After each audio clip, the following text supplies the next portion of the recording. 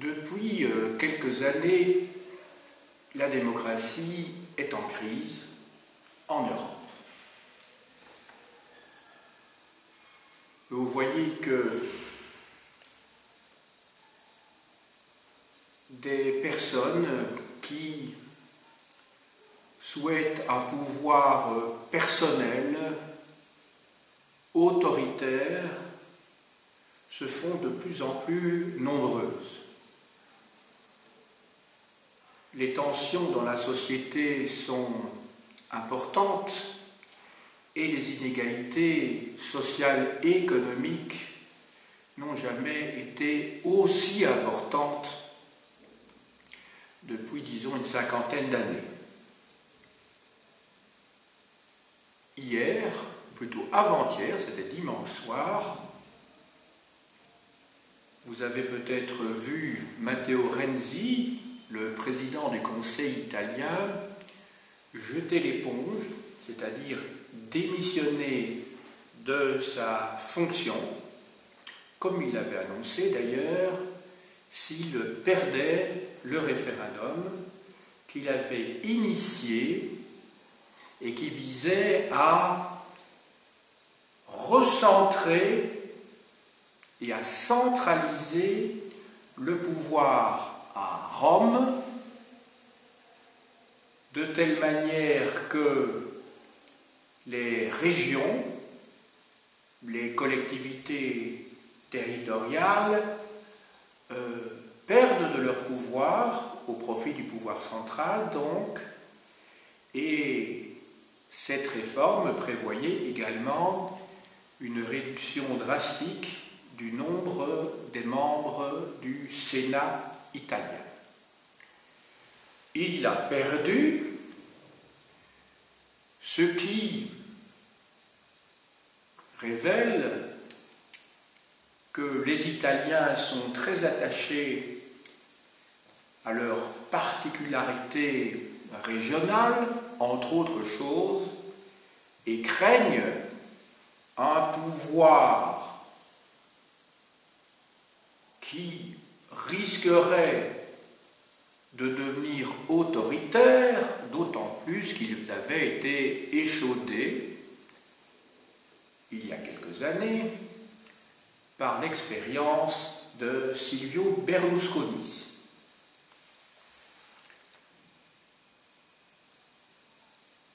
Mon propos d'aujourd'hui portera sur l'origine du concept de démocratie tel que nous le pratiquons en Europe et qui pourrait justement venir, pas seulement du point de vue intellectuel, mais également sur le plan expérimental, sur le plan de ses pratiques, de l'Italie, et non pas, comme on l'enseigne souvent, et vous connaissez le programme de l'enseignement secondaire, puisque vous serez amené d'ici quelques années à vous-même professer ce métier de professeur d'histoire, et non pas donc à l'Athènes du 5e siècle avant Jésus-Christ, qui apparaît comme souvent l'idéal de la démocratie. Cette légende a été entretenue pendant l'époque moderne et a connu évidemment son apogée au moment de la Révolution française, où là ce n'est plus Athènes d'ailleurs, mais Rome qui est apparu comme donc le modèle de l'organisation républicaine et démocratique. D'ailleurs, c'est à partir de ce moment-là que l'enseignement du grec et du latin va se répandre en tout cas au XIXe siècle, dans la bourgeoisie, et que ce que l'on appellera les humanités classiques vont devenir la norme idéale pour une certaine classe sociale. Le latin étant bien entendu déjà enseigné précédemment, je dirais même que c'était la langue de l'enseignement, mais sur base d'autres valeurs.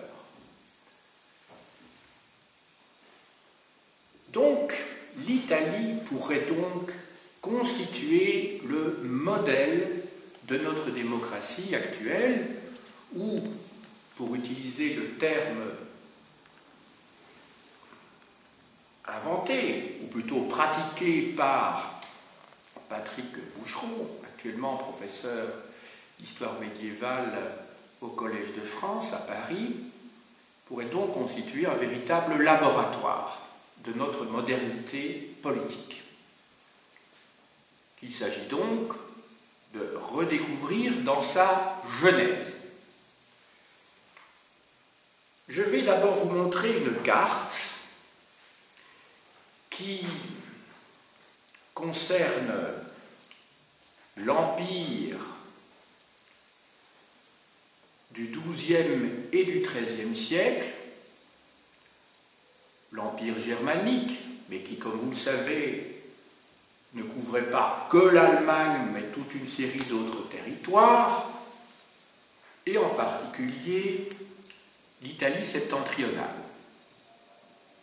C'est l'époque de la dynastie germanique des Hohenstaufen, et c'est cette carte donc que je vais montrer rapidement pour que vous puissiez situer mon propos pendant l'heure qui va venir. J'espère que le ciel ici ne va pas nuire à la vision. Donc voilà l'empire germanique tel qu'il se présente au XIIe et au XIIIe siècle. Vous voyez que l'Italie septentrionale et l'Italie centrale font donc bien partie, au moins théoriquement, de cet empire germanique. La région qui va nous intéresser aujourd'hui couvre toute cette partie-ci, y compris d'ailleurs les États pontificaux, les États du pape. Voyons, pour pouvoir les situer, quelques-unes de ces villes qui sont des villes souvent importantes sur le plan démographique. Il y a bien entendu d'abord Venise, il y a Florence, il y a Gênes, il y a bien sûr Milan. Ne vous étonnez pas, les termes qui apparaissent sur cette carte sont écrits à l'allemande, hein, mais en allemand, on utilise souvent le terme italien. À part les villes que je vous ai montrées et qui comprennent plus de 80 000 habitants, ce qui est énorme pour l'Europe du XIIe et du XIIIe siècle, vous trouvez également Côme, Bergame, Novare, Vercelli, Pavie, Plaisance, Parme, Crémone, Brescia, Mantoue, Vérone, Padoue, Vicence, alors Modène, Ferrare, Bologne, alors Pise bien sûr, Arezzo et bien sûr aussi Sienne. Je vais me limiter là dans l'énumération. Vous voyez que ces villes se trouvent donc dans le nord de l'Italie et dans le centre de l'Italie, autrement dit, elles excluent, cette région exclut l'Italie du Sud, et c'est à cette époque-là, d'ailleurs, qu'on peut dire qu'il y a vraiment le début de cette césure entre l'Italie du Nord, qui est certainement déjà plus riche que l'Italie du Sud, mais qui, je parle du Nord ici, mais il ne faut pas imaginer que pour autant l'Italie du Sud, et plus particulièrement la Sicile, qui se trouve ici, soit dépourvue de villes importantes. Celui qui va vraiment freiner le mouvement communal dont il sera question pendant ce cours, ce sera l'empereur Frédéric II, qui vit dans la première moitié du XIIIe siècle.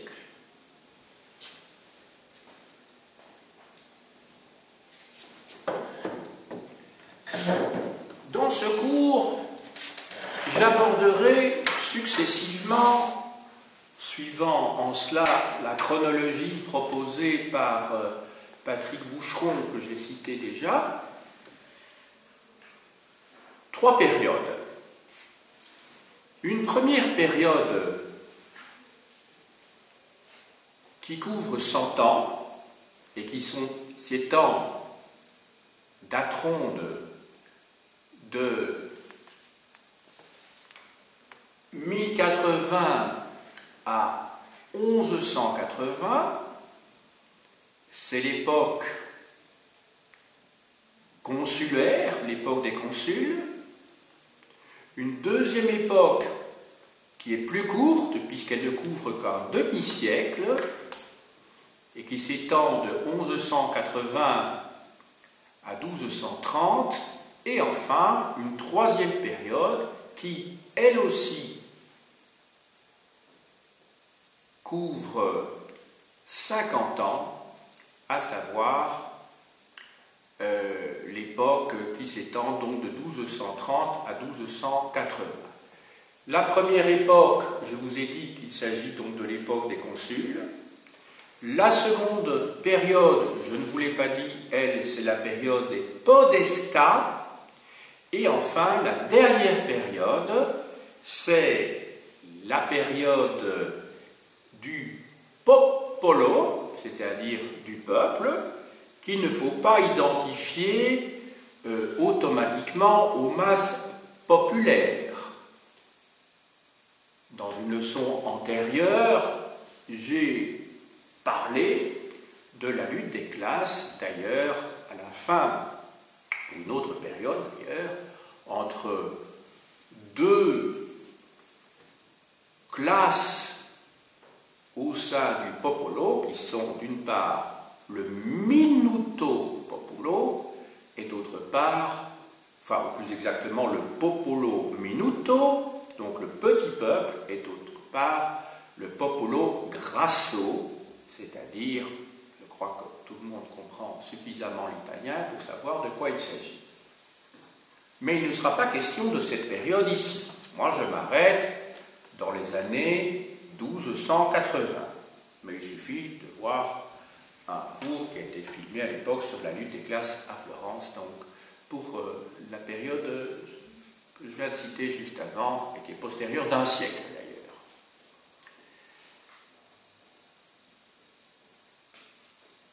d'ailleurs. D'un siècle, non, j'exagère, excusez-moi, qui est postérieure en tout cas, qui est juste postérieure à celle dont il est question ici, mais pas postérieure d'un siècle, excusez-moi. Alors, à ces 3 périodes, on peut en ajouter une quatrième, mais qui ne fera pas l'objet de cette leçon, c'est la période de la seigneurie princière, ou principautaire, si vous voulez, qui est l'expression politique d'un courant annonciateur des temps modernes, à savoir l'absolutisme. Plutôt que de parler de seigneurie tout court, ce que les médiévistes comprennent bien entendu, quand il est question de l'Italie, je préfère parler de seigneurie princière pour éviter toute confusion avec le terme seigneurie que vous connaissez davantage comme étant cette entité dont on parle beaucoup pour le Moyen-Âge classique et qui concerne un mode de gestion et un pouvoir particulier donc sur le plan politique, mais ce n'est pas de cette seigneurie-là dont il va être question. Nous allons donc commencer maintenant avec la première période, c'est-à-dire la période qui commence à la fin du XIe siècle et qui se termine vers la fin du XIIe siècle, qui dure donc 100 ans. Il s'agit donc, comme je l'ai appelé tout à l'heure, la période donc consulaire, la période des consuls. Le terme consul ne doit pas nous amener sur de fausses pistes. Évidemment, lorsqu'on pense à consul, on pense bien entendu à l'époque républicaine romaine, bien entendu, dans les siècles qui précèdent donc notre ère. Quand on parle de consul pour l'époque qui nous intéresse, il y a quelques réminiscences, mais rien de plus par rapport à la République romaine, c'est qu'il s'agit en fait de pouvoirs, donc il s'agit donc, oui, de pouvoirs qui sont conférés à des personnages politiques donc, qui sont en charge d'administrer la cité,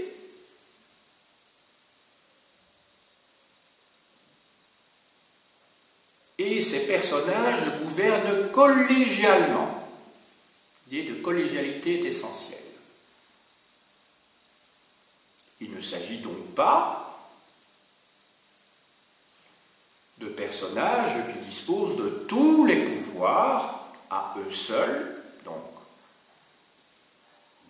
ce pouvoir est collectif et en plus de ça, il n'est pas absolu. Ces personnages que l'on appelle des consuls sont choisis, ils ne sont donc pas héréditaires, il n'y a pas de dynastie consulaire,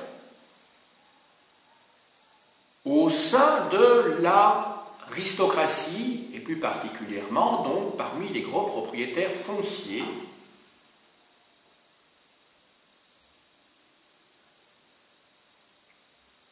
car une particularité, quand je dis choisi, il s'agit bien de cooptation. Ce n'est pas le peuple qui choisit les consuls, il s'agit d'une cooptation au sein d'un groupe social, d'une classe sociale. Donc on peut dire qu'on est dans une sorte de république aristocratique.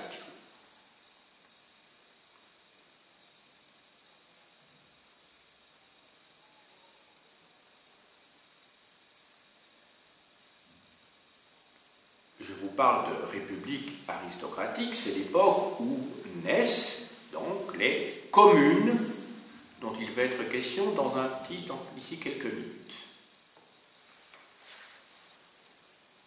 Le contexte politique dans lequel on se trouve à cette époque-là, c'est un contexte où le nord de l'Italie, je vous l'ai déjà dit tout à l'heure, et d'une partie d'Italie centrale dépend directement du pouvoir, et on est dans une période conflictuelle entre donc ces villes et leur arrière-pays, et d'autre part, le pouvoir impérial.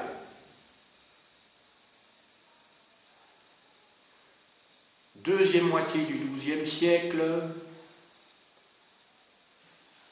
c'est l'époque où règne l'empereur Frédéric Ier, dit Barberousse.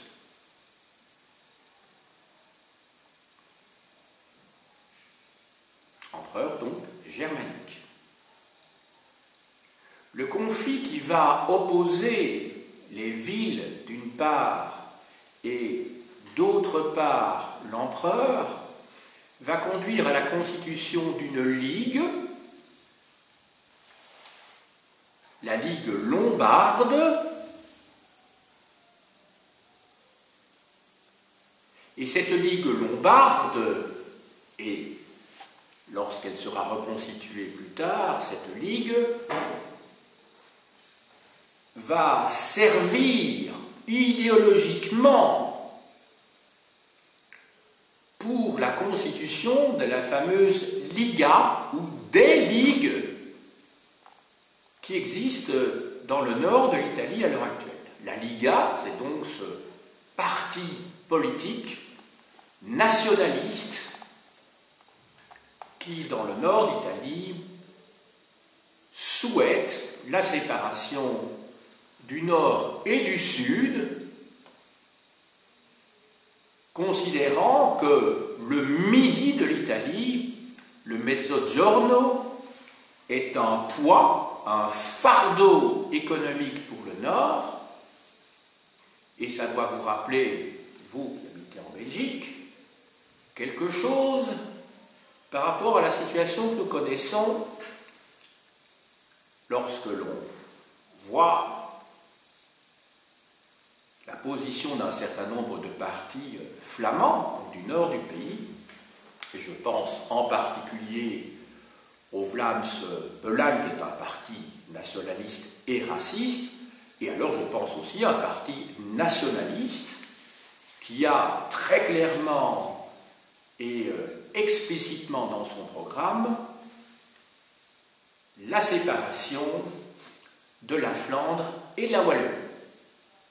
N'oubliez pas que ce parti à l'heure actuelle, qui a accepté pour des raisons tactiques et stratégiques de mettre sous boisseau, entre parenthèses, son programme de séparation du Nord et du Sud, est majoritaire dans le gouvernement fédéral actuel en Belgique.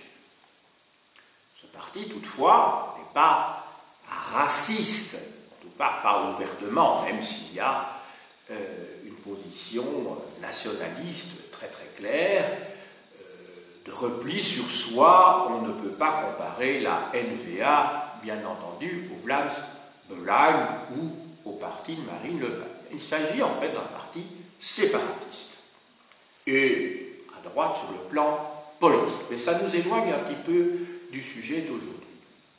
Et même beaucoup, quoique, vous savez que je suis amateur, parce que je crois que pédagogiquement il faut le faire, non pas des anachronismes, ce qui serait une faute professionnelle, mais en tout cas des rapprochements entre le passé et le présent, non pas justement pour plaquer une situation sur l'autre, mais pour éclairer en tout cas et essayer de comprendre la genèse de ce qui a pu se passer, de ce qui peut se passer maintenant. Voilà, même si cette genèse remonte parfois très loin dans le temps, mais vous savez que le passé sert souvent d'argument sur le plan idéologique à des partis en place pour justifier leur programme. Donc ne fût-ce que pour cette raison-là, il faut quand même connaître le passé. Je vous ai déjà dit souvent, je ne sais pas si c'est à vous ou plutôt aux étudiants de troisième année, qu'on voit l'usage que des hommes politiques en France, il ne faut pas croire que je tape tout le temps sur François Fillon, mais enfin, il s'est exprimé très clairement à ce sujet au mois de septembre, quant à sa volonté de récupérer les programmes d'histoire pour les instrumentaliser dans le cadre de son programme qui est, non pas tout au français, quoique un petit peu, mais dans cette idée de récit national, comme si l'histoire est un récit, alors qu'en fait elle est une explication, ce qui n'est quand même pas la même chose. Voilà, et donc je crois que, ne fût-ce que pour cette raison-là, il ne faut pas se leurrer et essayer de comprendre le programme des hommes politiques d'une manière critique. Revenons à notre point de départ. Donc, Frédéric Barberousse est en lutte contre ces cités qui cherchent à avoir leur autonomie dans le nord de l'Italie.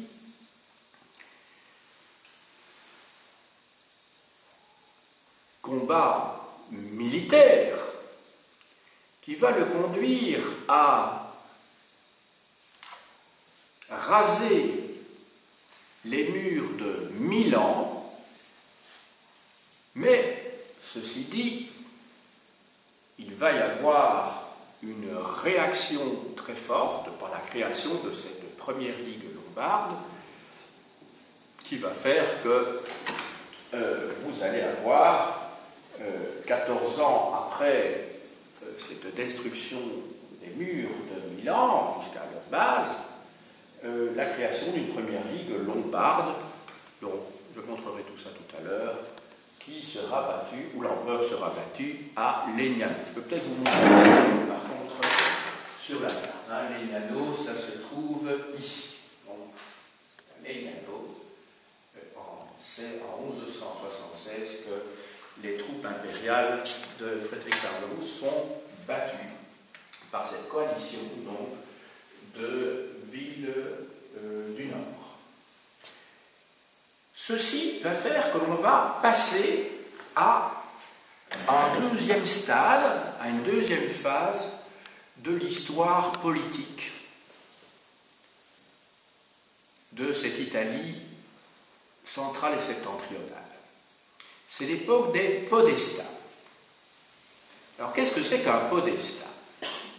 Un podestat, à l'inverse des consuls qui gouvernaient, qui administraient les cités, les villes précédemment, donc dans le siècle précédent, eh bien le podestat, ou les podestats, ce sont des personnages qui appartiennent, comme les consuls d'ailleurs, à l'aristocratie, qui sont des gens fortunés, mais qui viennent de l'étranger. Quand je dis de l'étranger, ce sont bien sûr des Italiens, puisque l'Italie n'existe pas à cette époque-là, n'oubliez pas, mais ils viennent d'autres cités.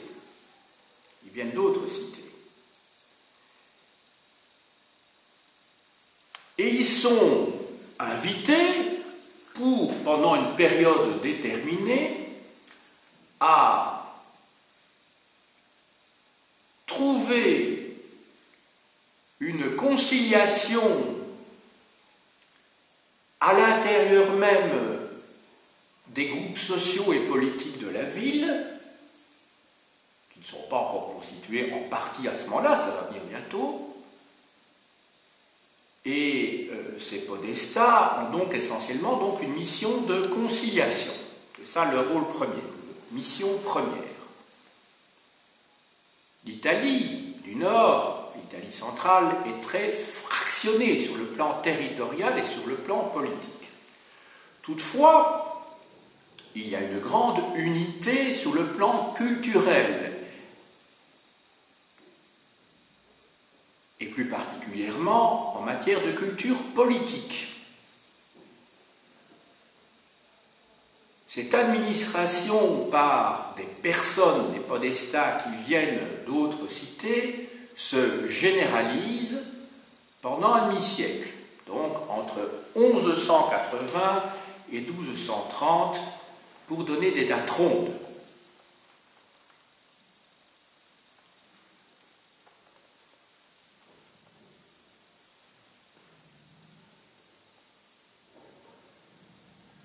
Toutefois, ils ne parviendront pas à régler les problèmes internes, les problèmes sociaux qui existaient à l'intérieur des villes. Quand je dis les villes, il faudrait peut-être, et même très certainement, donner une précision d'importance. On a souvent comparé ces villes dont je vous parle à des cités-États, comme nous en avons étudié en première année, que ce soit dans le monde grec, où il y avait près de 200 cités-États, ou que nous avions étudié précédemment encore, donc au 3e millénaire avant notre ère, dans le pays de Sumer, ou encore, je dirais, au 1er millénaire avant notre ère, en Phénicie. La Vénétie n'a jamais été un État, une région, un territoire sur laquelle, ou sur lequel, s'il s'agit d'un territoire, il y avait un certain nombre de cités États. Le mot cité, c'est un mot que l'on trouve en Italie à cette époque-là, dans les textes savants, qui est le mot civitas. Vous connaissez le mot civis, C-I-V-I-S, qui en latin signifie citoyen. Citoyen ne veut pas dire égalité entre tous les membres d'une communauté. Il y en a certains qui sont plus égaux que d'autres. Souvenez-vous d'exemples, alors là, extrêmes que nous avons vus l'an passé. À Sparte, il y a les homoioi, les citoyens. Homoioi, ça se traduit par égaux, mais ils sont égaux entre eux. Mais ils excluent toute une partie de la population, comme les Ilotes ou les Périèques. De la même manière, à Athènes, le nombre de citoyens ne représentait qu'une partie tout à fait ridicule du nombre d'habitants de l'Attique. Dernier tiers du 5e siècle avant Jésus-Christ, il y a 400 000 habitants en Attique.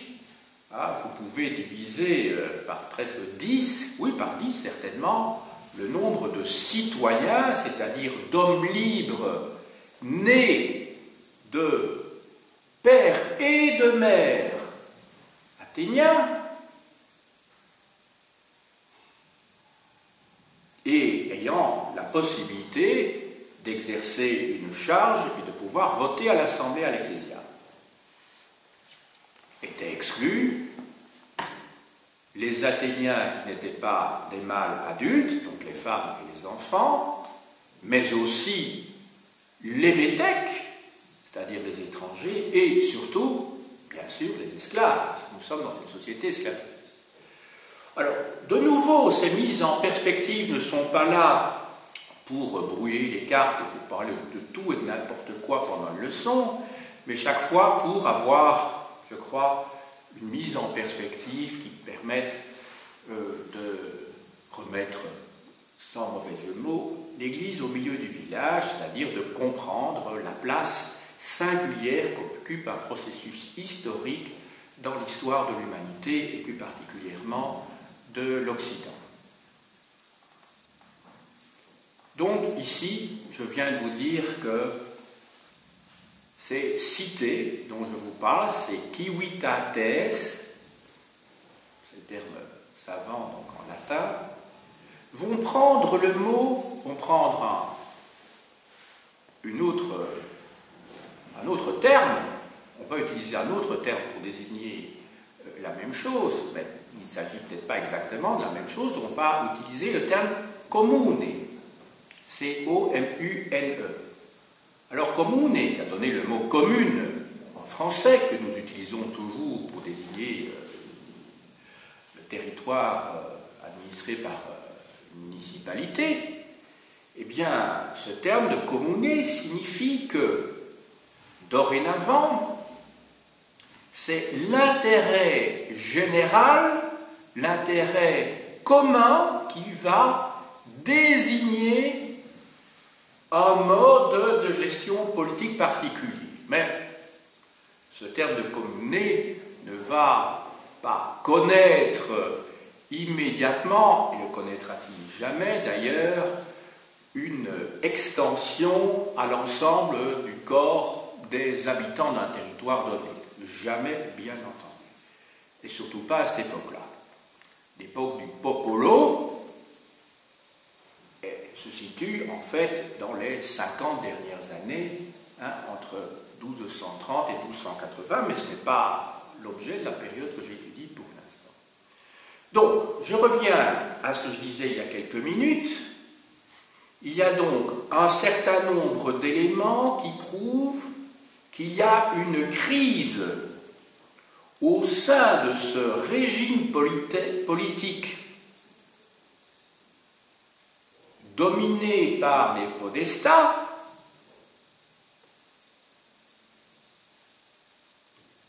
et quand je dis dominé, ça n'a pas de signification en termes de tyrannie, bien entendu, au sens classique du terme,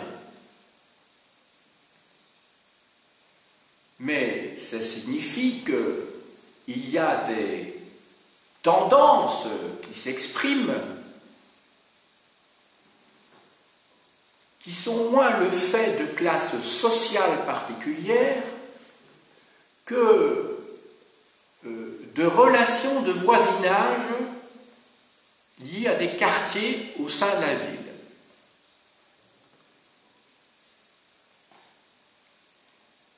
On peut dire que, à la fin de la période des podestats,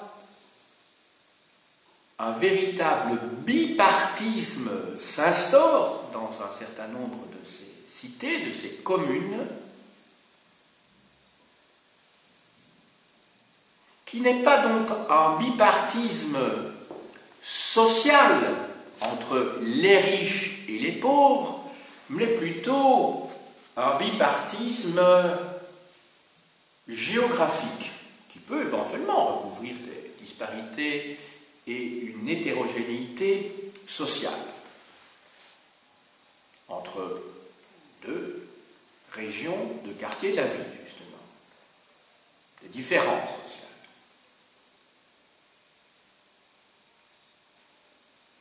Il peut s'agir d'ailleurs de partis de nature aristocratique. Il ne s'agit pas obligatoirement de partis populaires au sens où on pourrait l'entendre aujourd'hui. Je vous renvoie, cette comparaison vaut ce qu'elle vaut, mais à la tragédie écrite par Shakespeare, mais basée sur des légendes qui sont bien antérieures et qui remontent à l'Italie médiévale, justement, du XIIe et du XIIIe siècle, à la légende de Roméo et Juliette. Vous voyez deux partis, en fait, qui s'opposent sous la forme de deux familles, les Montaigu et les Capulet.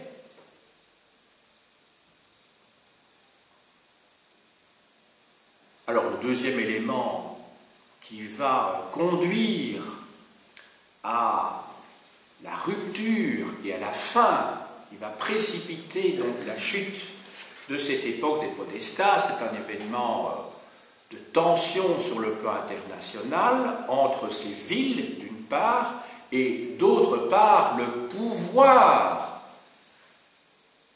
impérial. Il ne s'agit plus à ce moment-là de Frédéric Barberousse, comme dans la deuxième moitié du XIIe siècle. Ici, nous sommes dans la première moitié du XIIIe siècle, et l'opposition, cette fois, se fait avec Frédéric II de Hohenstaufen, qui meurt en 1250, mais qui va mener la lutte dans le nord, lutte qu'il va perdre, et d'autre part, je vous ai expliqué dans mon introduction que dans le sud, là, les villes qui sont pourtant populeuses et nombreuses, et en particulier en Sicile, dont Frédéric II est d'ailleurs roi, ville où le mouvement communal va être éradiqué à la base et ne pourra pas s'exprimer. Donc il ne suffit pas d'expliquer la différence entre le Nord et le Mezzogiorno par des différences économiques qui vont être patentes par la suite au XIXe et au XXe siècle, mais il faut l'expliquer aussi par une rupture sur le plan politique, qui ne sera pas sans conséquence, puisque le sud de l'Italie, donc la région de Naples, jusqu'au Puglia, la Calabre et d'autre part la Sicile, ce sont des régions qui vont donc rester sous un pouvoir unifié, alors que l'Italie centrale et le nord de l'Italie seront émiettés entre de nombreuses seigneuries de type principautaire qui deviendront des principautés absolutistes à l'âge moderne, au temps moderne.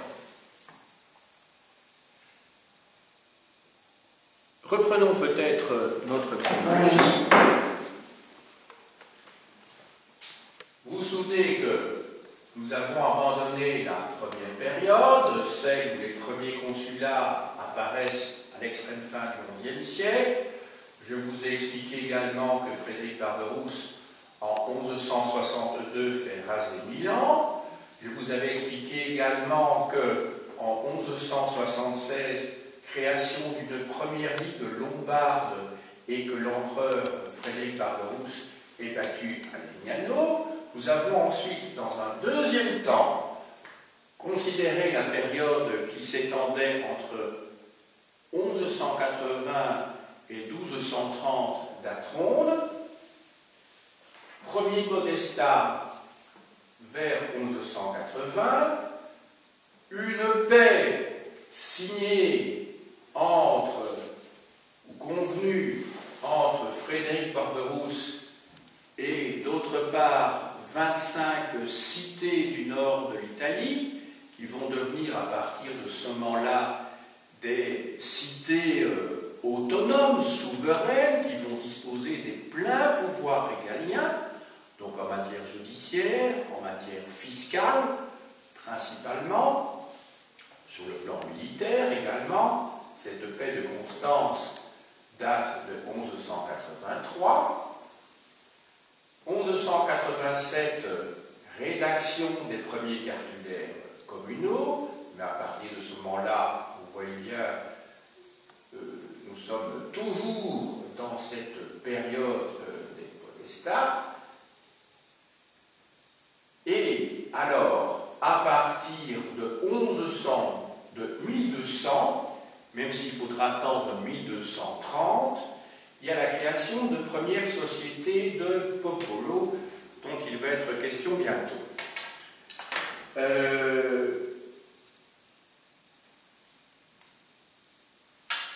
Pour les communes, je dois quand même vous ajouter un petit mot. Ces communes, ça vient du terme comune, donc il trouve son origine dans la défense de l'intérêt du bien commun. Une commune, à cette époque-là, c'est-à-dire ce qu'on appelait jadis des ciuitates, donc des civitas, eh bien, ça comprend la ville elle-même, mais aussi son arrière-pays. Alors, cet arrière-pays, on va l'identifier en fait à un terme qui devrait comprendre également la ville, à l'ensemble du territoire qui comprend les campagnes plus la ville. Eh bien, le terme utilisé en italien, c'est contado, C-O-N-T-A-D-O, contado, qui vient du mot latin comitatus, C-O-M-I-T-A-U-T-A-T-U-S, qui en français signifie un comté. C'était le terme que l'on utilisait pour cette subdivision territoriale à l'époque carolingienne. Chaque comté étant dirigé par un préfet, un gouverneur que l'on appelait un commesse, il raconte.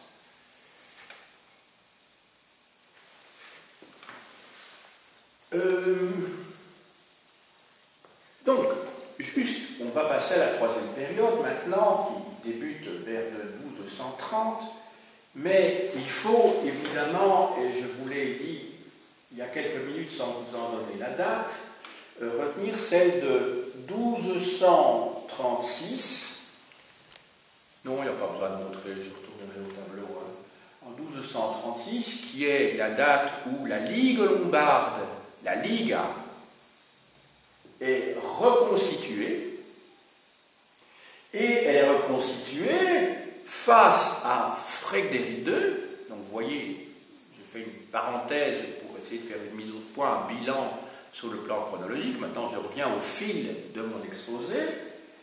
Donc 1236, reconstitution de la Ligue lombarde, et 1247, Frédéric II est battu à Parme par la Ligue lombarde, et donc on peut dire qu'à ce moment-là, c'en est fini. Il va mourir 3 ans plus tard d'ailleurs. C'en est fini des visées impériales en Italie. L'Italie rentre vraiment dans une autre période de son histoire. L'Italie ne va plus faire partie que théoriquement de l'Empire germanique, mais dans les faits, ces communes italiennes sont des républiques indépendantes, fussent-elles d'ailleurs aristocratiques, ces républiques. Alors, qu'est-ce que c'est que cet âge du popolo? Je vous ai déjà expliqué tout à l'heure que popolo n'est pas synonyme de peuple dans son sens général. On peut, d'ailleurs, pour vous donner un point de comparaison, l'identifier au terme populus en latin.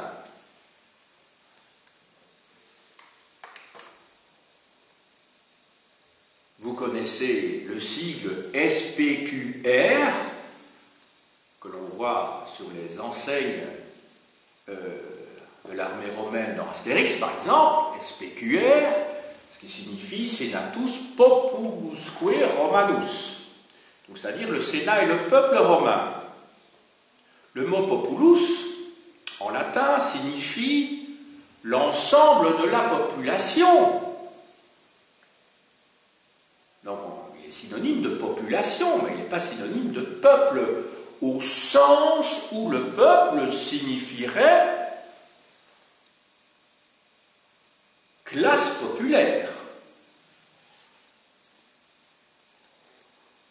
D'ailleurs, en latin, plutôt dans l'histoire romaine, vous avez appris qu'il y avait, dans la première phase de l'histoire romaine, des patriciens et d'autre part des plébéiens qui, tous, faisaient partie du populus. Et par la suite, d'ailleurs, on parlera d'infima plebs. L'infima plebs fait également partie du populus, et là, quand on parle d'infima plebs, il s'agit très clairement, j'allais dire, du lumpenprolétariat, c'est-à-dire, en fait, de tous ceux qui font partie d'une clientèle qui ne vivent pas, ou pas seulement d'une clientèle, parce que là, ça inclurait également même des aristocrates, enfin des gens qui ne sont pas pauvres du tout, parce qu'il y avait même des gens riches qui faisaient partie des clientèles, même de la clientèle de l'empereur, mais l'infima plebs, c'est vraiment ceux qui sont les laissés pour compte. Et vous savez que ces laissés pour compte, c'est gens qui n'ont pas de boulot, ou qui ont un petit boulot. On dirait aujourd'hui les chômeurs, les sans-abri, enfin, tous les malheureux de la société. Eh bien, tous ces gens-là avaient besoin, pour survivre, du fameux système du panem et circenses, c'est-à-dire de ces distributions gratuites de pain, de blé, et d'autre part, à Rome, de cette distribution de jeux, à l'heure actuelle des matchs de foot, voire même, on pourrait dire à l'heure actuelle aussi, ces émissions télévisées, vous avez des jeux comme ça, pas très malins, mais qui permettent de tenir la population dans le calme, pour éviter qu'il n'y ait des révoltes, voire des révolutions.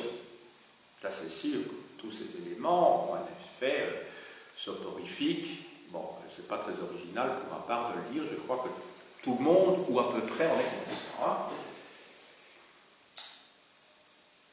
Donc, à partir du moment où le bipartisme s'installe, il s'installe d'ailleurs également sur le plan politique dans cette lutte entre ceux qui soutiennent l'empereur et d'autre part ceux qui soutiennent le pape.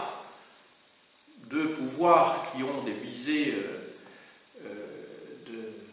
comment dirais-je, universalistes d'ailleurs, mais les termes guelfes et gibelins ne sont pas utilisés strictement en tant que partisans d'un pouvoir fort, pas du tout. En fait, dans les villes, vous allez avoir un bipartisme entre deux tendances politiques. D'une part, ceux qu'on appelle donc les guelfes, qui sont les soutiens du pape, officiellement en tout cas, et d'autre part les gibelins, qui sont les soutiens du pouvoir impérial. Mais les choses sont beaucoup plus compliquées que cela, et il ne faudrait en aucun cas superposer ces notions à des partis politiques avec un substrat social. Les choses sont compliquées, et d'une ville à l'autre, il faut en faire une analyse précise pour éviter de tomber dans la caricature. Alors, autant à l'époque des consuls et des podestats, une culture était née, s'était développée, et tout à fait, d'ailleurs, concomitante avec ces deux régimes politiques. C'était d'une part, non, il n'y a pas d'une part, puisqu'il n'y en a qu'une. Cette culture, c'était la culture liée à la renaissance du droit romain. Droit romain qui était né et qui s'était développé à l'université de Bologne et qui s'est servi de cette renaissance du droit romain, en particulier du code civil de Justinien, qui date du VIe siècle de notre ère, et qui se sont servis, donc ces intellectuels, ces juristes de Bologne, de ce droit romain pour s'opposer aux prétentions impériales. À l'époque qui nous intéresse, la culture politique, juridique et administrative repose sur d'autres bases. Elle repose essentiellement sur l'acte écrit, mais pas n'importe quel acte écrit, les actes de la pratique, donc des actes pragmatiques. Et c'est comme ça qu'on a pu calculer que un habitant sur 20 dans le nord et dans le centre d'Italie était un notaire. Vous imaginez la proportion de ces notaires. Alors pourquoi les notaires? Eh bien parce qu'ils ont un rôle essentiel, qui est de fixer par écrit, sans contestation possible, des actes publics, mais surtout des actes, non pas principalement des actes publics, mais essentiellement et en très grand nombre des actes privés, pour qu'il n'y ait pas de doute sur la propriété des biens que l'on possède. C'est tout à fait essentiel pour cette époque-là. Et c'est ainsi que la politique qui va être mise en œuvre, ou c'est pas plutôt, c'est ainsi, les deux sont intimement liés, que la politique qui va être mise en œuvre au moment où c'est le popolo qui prend le pouvoir, c'est une politique que moi j'ai appelée la glasnost, c'est-à-dire cette politique de transparence qui fait que, alors, je ne dirais pas le peuple de nouveau au sens de classe populaire, mais on pourrait dire la petite bourgeoisie, les artisans, les commerçants,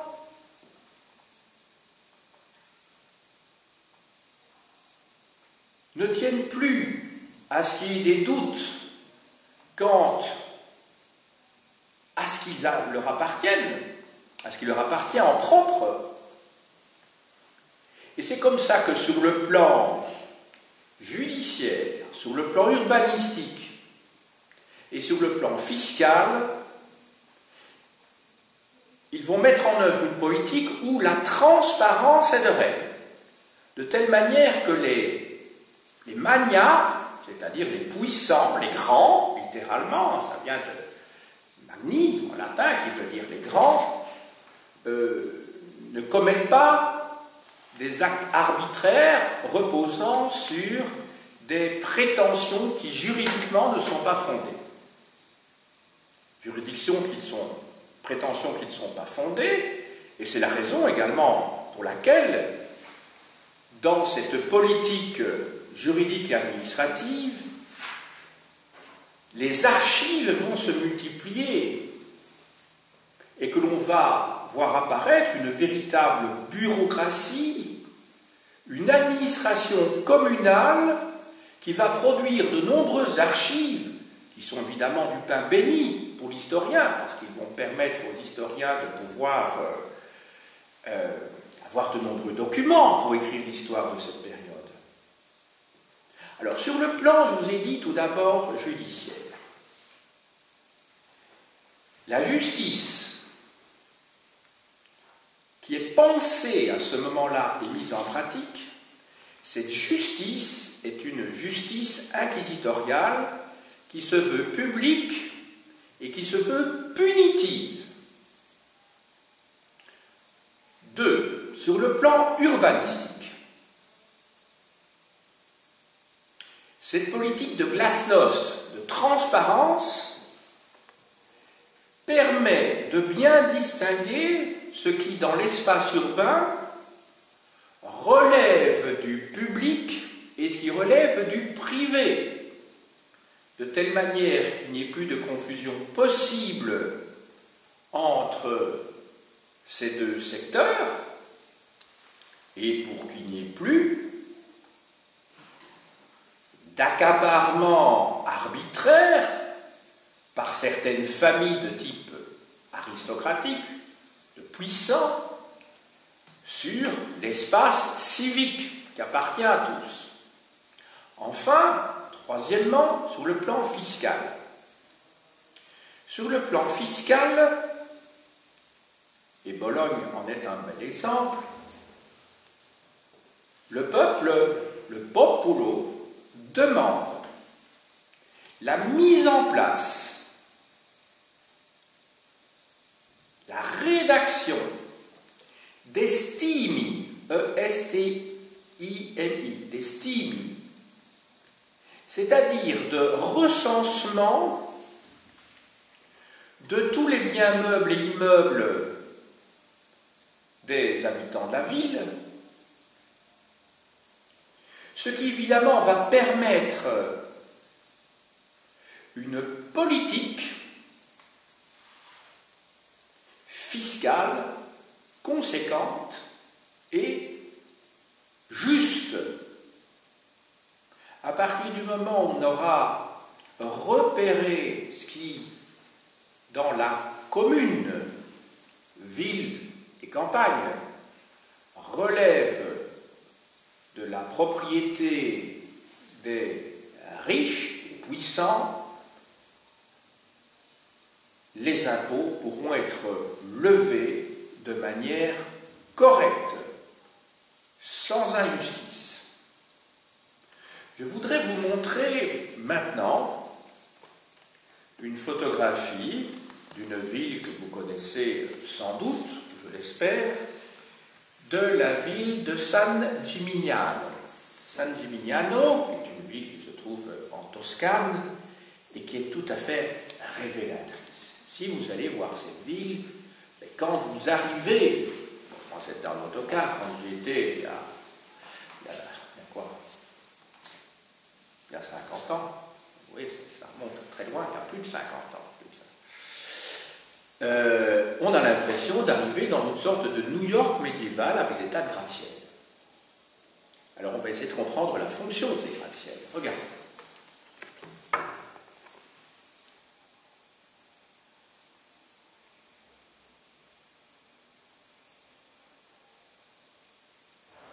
Voilà.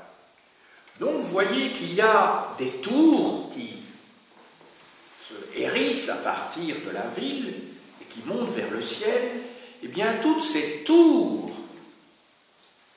alors quand vous pensez à nos villes flamandes ou brabançonnes, généralement il y a le clocher d'église, la cathédrale, et vous avez des beffrois. L'un symbolisant le pouvoir religieux, l'autre le pouvoir civil, donc politique. Ici, vous en avez beaucoup. En fait, chacune de ces tours, en fait, c'est comme des donjons à l'intérieur de la ville qui permettent aux familles aristocratiques de se distinguer les unes des autres, et vous imaginez bien, parce que ce sont bien entendu, un psychanalyste dirait des symboles phalliques, hein, pour montrer la puissance politique dont on dispose dans la ville, et chacun essaie d'avoir sa tour plus haute que celle de son voisin. Ça ressemble un petit peu à des gratte-ciels, ce sont les ancêtres des gratte-ciels en fait. Eh bien, c'est face à cette construction urbaine que le Populo veut réagir et montrer que dorénavant le pouvoir n'appartient plus qu'à quelques grandes familles, comme ça avait été le cas antérieurement. N'oubliez pas que les consuls et les podestats étaient issus des milieux de la haute aristocratie et étaient des grands propriétaires fonciers dans leur ville ou dans la ville elle-même, dans la civitas, dans la commune ou dans leur ville d'origine, tandis qu'ici, le populo, qui ne représente pas, et c'est au moins la troisième ou la quatrième fois que je vous le dis, a priori les classes populaires, mais qui représente aussi les classes populaires, eh bien ça représente les artisans, les commerçants. Vous savez que cette histoire que je vous ai expliquée et non pas racontée, parce que Fillon voudrait une histoire sous forme de récit et non pas sous forme d'explication, il n'a pas dit cela, mais quelque part, c'est comme ça, c'est la conclusion qu'on doit en tirer quand il dit qu'il voudrait le récit de la France, que le cours d'histoire soit il n'utilise pas le terme roman national, mais un récit national.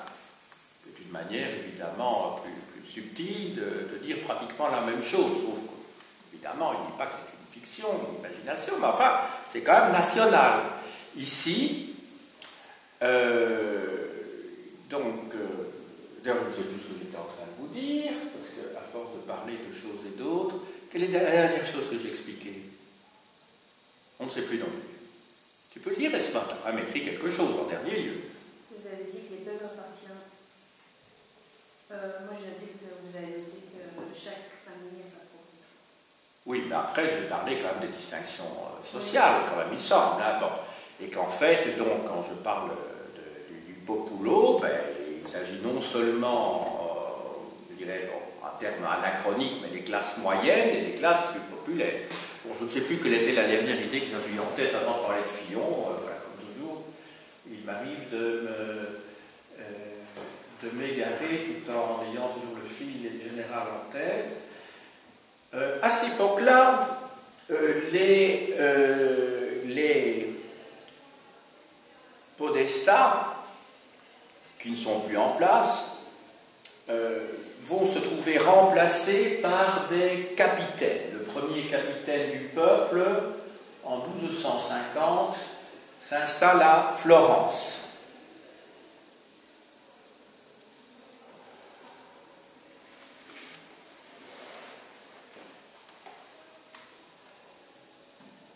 Il était temps d'arriver quand même aux conclusions, parce que j'entends du bruit dans le couloir, ce qui signifie que vos successeurs sont déjà prêts à écouter le cours suivant.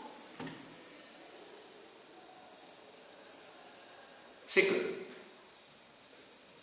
à partir de 1280, de nouveau datron, je vous ai dit, bon, il y a de multiples villes, de multiples cités, et donc c'est pas la même date que ça se produit partout, de la même façon. Donc, c'est à partir de ce moment-là, en gros, que l'on peut dire qu'on va passer dans une nouvelle période, qui ne sera plus évidemment l'objet de ce cours-ci. Nous sommes tout à fait, on n'est plus dans la période des communes, au sens où vous les entendez ici. Et cette période nouvelle, c'est la période de la seigneurie princière. Et je vous ai dit pourquoi je préférais utiliser le terme seigneurie princière plutôt que le terme seigneurie tout court qui, pour des élèves, en tout cas du secondaire, si vous le deviez leur expliquer ceci sous une forme simplifiée, bien sûr, risquerait de les brouiller. Hein.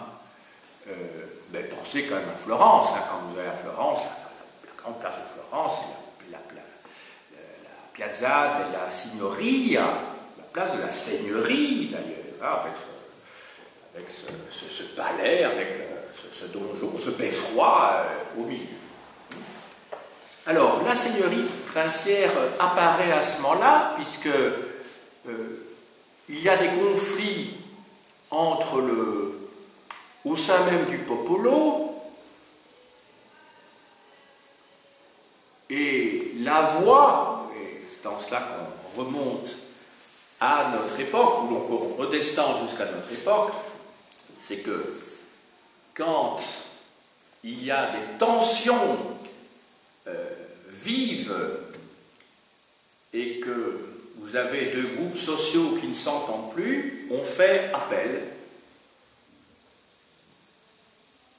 non plus cette fois à des podestats qui sont chargés de réconcilier, mais ou plutôt ne fait pas appel, s'installent plutôt et prennent le pouvoir des familles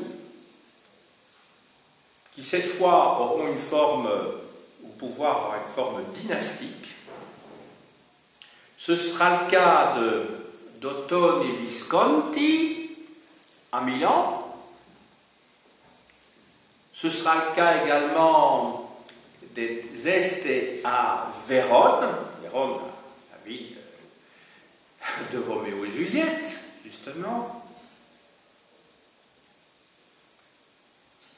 À Milan, vous aurez la concurrence entre deux familles dans les 2 derniers siècles du Moyen-Âge, les Visconti d'une part et les Sforza d'autre part. Vous allez à Milan, vous allez encore voir le fameux Castello Sforzano, hein, qui est donc le château, le palais des ducs de Milan, de la famille Sforza.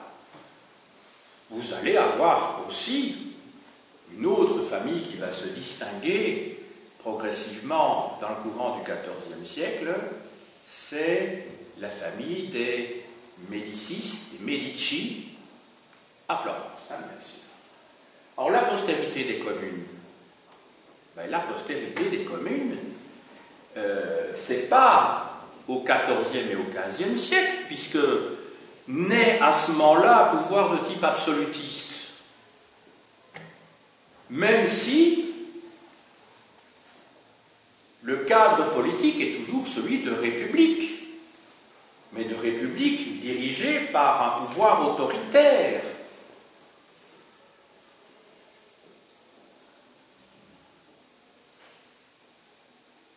Ah, c'est peut-être là le lien, j'avais perdu tout à l'heure, enfin je ne sais plus, mais peu importe. Hein.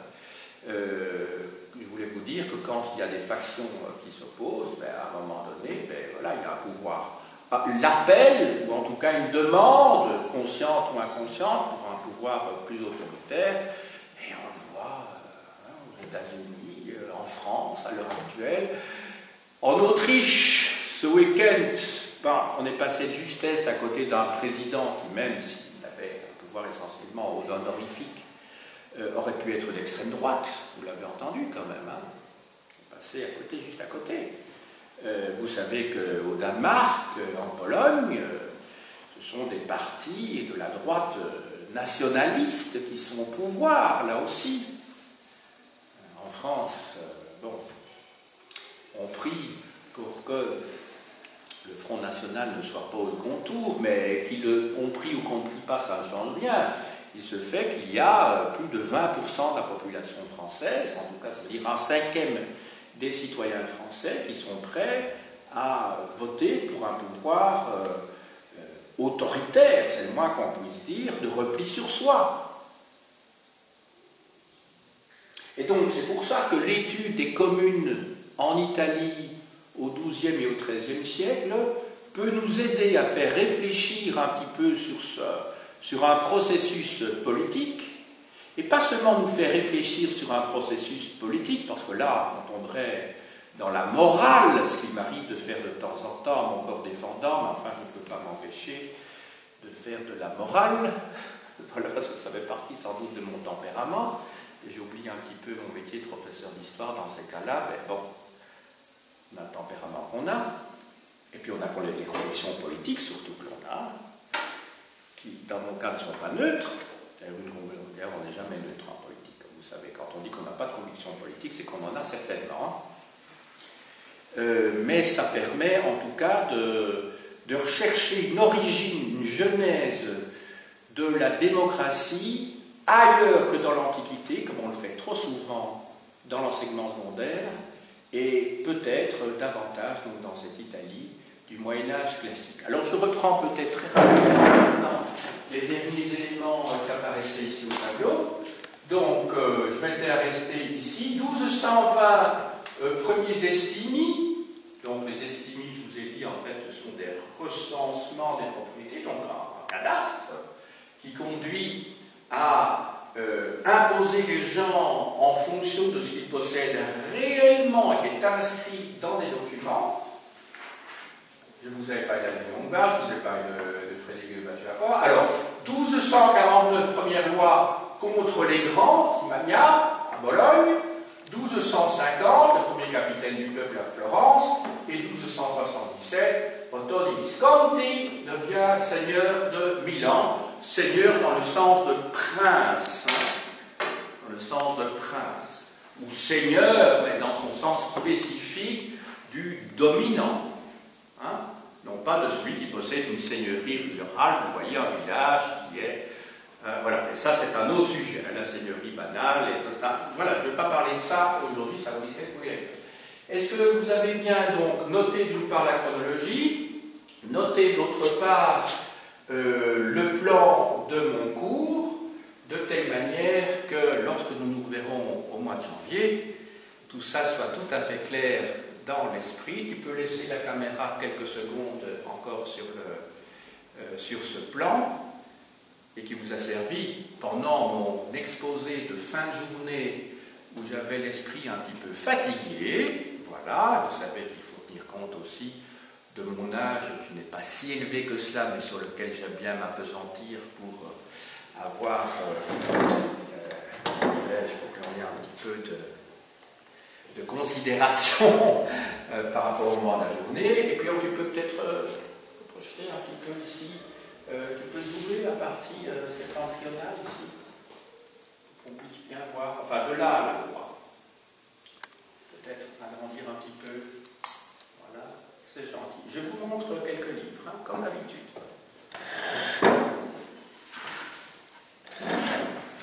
Alors, l'Italie au Moyen-Âge, de Jean-Pierre Delumeau et Isabelle Eulandonna, chez Hachette Supérieure, collection Carré d'Histoire. Dans la collection L'Univers des connaissances, toujours chez Hachette, de Daniel Wally, Les républiques médiévales italiennes. Alors, le numéro de l'histoire qui comprend cet article de Patrick Boucheron, qui m'a bien servi évidemment pour préparer cette leçon, La cité italienne, un modèle de république. C'est un numéro donc de décembre 2013 que vous pourrez trouver facilement à la bibliothèque. Histoire de France, de Florence, livre et noir, que sais-je. La vie quotidienne à Florence au temps de Dante. Pierre Antonetti, oui, Dante, c'est juste après notre période, hein, juste après. C'est le grand écrivain italien, l'origine de la littérature italienne moderne et qui, avec Pétrarque bien sûr, et Boccace plus tard, et qui est à l'origine en fait, avec ces autres auteurs, donc du toscan et donc de l'italien moderne. Alors Nicolas Machiavel, donc l'auteur qui est à cheval sur la fin du XVe, début XVIe siècle. Florence, insurgée, la révolte des Ciompi, chez l'esprit frappeur, ça coûte 2 euros. Voilà, c'est le texte traduit donc de Machiavel lui-même. Et cette révolte, donc, date, alors là, je ne sais plus la date, mais c'est une date hyper célèbre, oui, de 1378. Donc, tout à fait, donc un siècle plus tard, oui, un siècle plus tard. La révolte des Ciompi, un mouvement prolétarien à Florence au XIVe siècle, texte de Machiavel et de Simone Weil. Patrick Boucheron, encore lui, comment se révolter? Alors, ce n'est pas du tout un texte politique polémique, il s'agit d'un texte d'un médiéviste spécialiste de l'Italie qui, à partir d'un certain nombre d'exemples historiques, essaye de montrer que la révolte ne passe pas obligatoirement par la révolution au Moyen-Âge et elle peut passer par des formes diverses.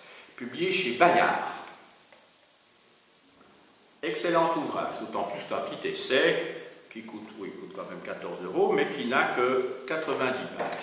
Alors, Kantorowicz, dans ses œuvres chez la collection Quarto chez Gallimard, vous avez son célèbre L'Empereur Frédéric II.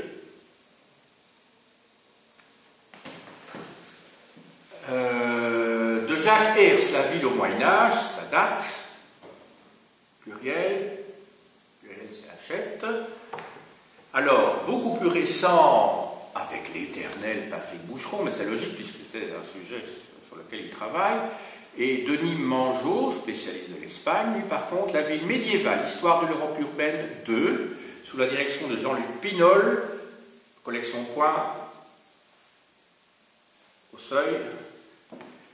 Alors, de Franco Franceschi et d'Ilaria Taddei, les villes d'Italie du milieu du XIIe siècle au milieu du XIVe siècle, économie, société, pouvoir, culture, chez Bréal, collection Amphi, histoire médiévale.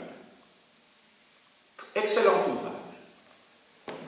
Et enfin, d'Elisabeth Crouzet-Pavant, c'est elle qui a utilisé l'expression pour la fin de la période qui nous concerne, que l'on passait d'une période de conflit, c'est la période du popolo, à une période d'exclusion, c'est la période qui commence, donc, tout à fait la fin de notre période, 1280, la période d'exclusion, donc c'est la période donc, de la seigneurie princière. Donc, Elisabeth Crouzet, Les villes vivantes, Italie, 13e, 15e siècle, chez Fayard. Alors là, c'est un ouvrage un peu plus poussé, c'est pas manuel, mais évidemment, il faut le lire. J'ai dit.